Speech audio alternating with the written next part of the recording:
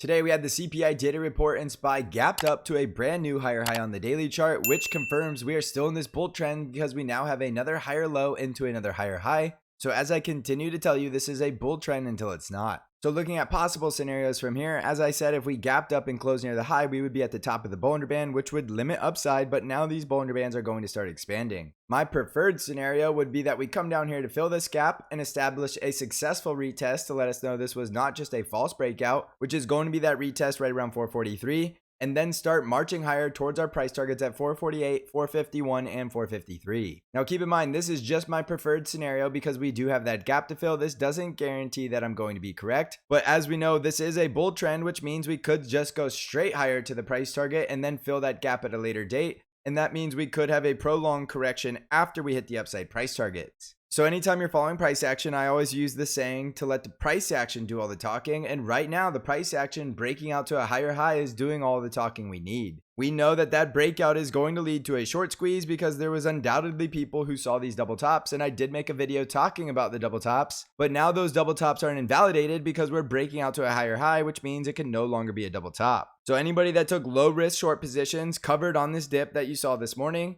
and that is why we had so much buying pressure, is because it wasn't actually organic buying. It was just a lot of shorts getting squeezed. And when you're getting squeezed, you become a net buyer to close your short position. So usually when you get a breakout, you want to wait for a confirmation of the breakout, which is the retest of the breakout, and then continue into the pattern. And that's going to be a lot lower risk if you wait for confirmation. The only reason you wouldn't wait for confirmation is if you think this is just a really powerful move and we're going straight there without the pullback and you don't want to miss the move, but you are taking a little more risk if you do that because there's always the chance it's a false breakout and we come crashing back down. Now, whether or not it is a false breakout is to be determined, but I'm going to talk about more reasons why it may be the real deal, but we may just need to do a little bit of backfilling and retesting the breakout before we go any higher. So in SPY, you're looking for the gap fill below right around 443, and the critical upside price targets are above at 448, 451, and 453. And we're really bullish as long as we're above this breakout zone, so manage your risk between 442 and 443. Jumping over to the NASDAQ 100 triple Qs, we were up 1.26% today, and we also gapped up and hit outside the upper Bollinger Band because, as I said last night, these Bollinger Bands are very squeezed and these are going to start expanding. Now, whether or not this is a false breakout in the triple Qs is going to depend on whether or not we can stay above 370 to 372 because that was the breakout to the higher high. So we clearly have the higher low into a higher high, which validates we still have the bull trend.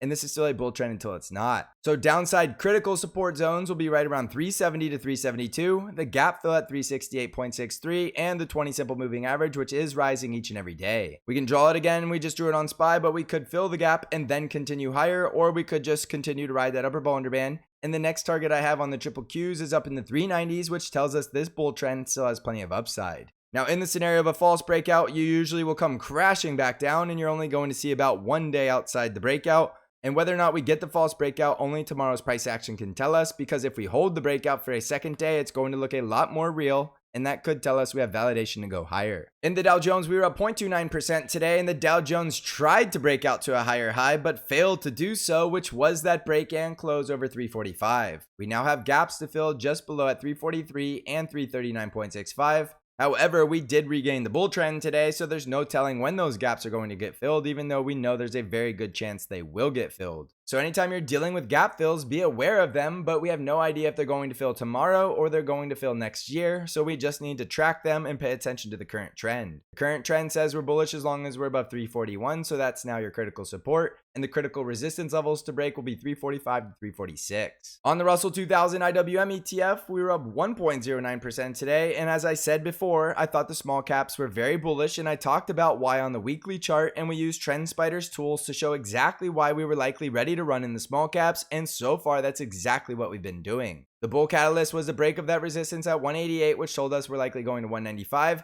but as you can see from this chart, we are a mile outside that upper Bollinger Band, and we have a gap to fill to the downside, so don't be surprised if we do some backfilling of that gap at 190 before we go hit 195. Now, the backfilling could also come all the way back down to the breakout at 188, and then if we get that much of a pullback, we'll likely run straight through 195 and go straight towards 200. So no matter how you look at the small caps, 2 days outside the breakout above 188 is very bullish, But we are very far overextended outside the daily Bollinger Band, so don't be surprised if we need to cool down and possibly build out a bull flag before we go any higher. On the VIX, we were down nearly 9% today, and the VIX came all the way back down to the consolidation zone right around 13.5, which is exactly where I thought we would rocket out from. I had this projection thinking the VIX would go towards 18 to 20, but it's a lot less likely now that the indices are breaking out to higher highs and invalidating the double tops. We'll leave that projection on there for a few more days, but right now with the VIX below 15, we are back on the bull with the price action breakouts, and if we continue to get confirmation, we are very unlikely going to see the VIX spike that we were expecting.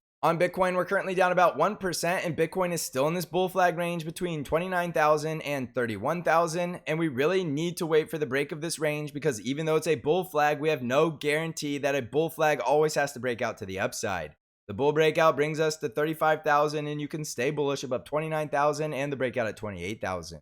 On Apple stock, we were up 0.9% today, and all Apple did today was bounce from the rising 20 daily moving average and retest the breakdown below 190. And as you could tell from the price action, we did not break back above 190, which opens the door for the possibility of a rejection and still reaching the price target at 185. Now in the bullish scenario, we need to come break above 192, and then we could retest the previous high at 194 and likely hit the new price target, which is just above 197. So that's all going to depend on whether or not we are above or below 190. So once again, let the price action do all the talking, and you can only be more bullish if we're above 190 or manage your risk above that rising 20 daily moving average, which is right around 188. Next, I want to look at the financial sector, which is breaking out to a higher high after a higher low, and we are now staying back over the 200 daily moving average, which is telling us the financials are looking a lot more bullish. And I did mention in the past that if the financials join this rally, the S&P 500 is likely going to be a lot stronger and reach those upper price targets around 450. So with the financials breaking out back over the 200 daily moving average and rebuilding the bull trend,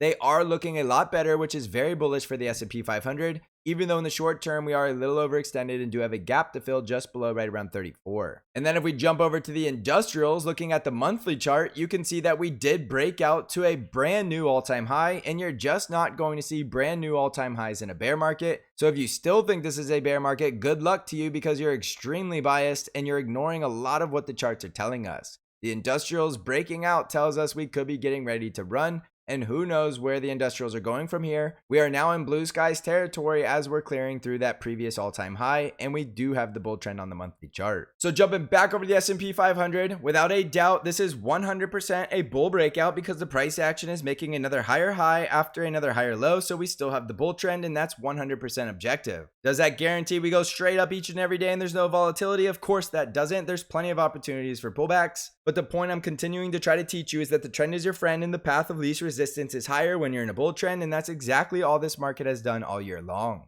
So if you're still finding yourself fighting the trend, you have a bias, which is completely fine. You just need to identify it. And the sooner you can get rid of your bias, you will do a much better job following the chart, and you're going to instantly become a much better trader. That's exactly what we do each and every day on the Stock Channel Discord. So if you want to trade with other price action traders, consider checking out the Stock Channel Discord server. I'm still running that 50% off your first month of bank trade alerts or the Stock Channel Discord. All you need to do is apply the coupon code FREEDOM at checkout. You can find out more by clicking on the links below. So thank you for watching, everybody. I hope you're crushing this market. And as always, I will see you in the next episode.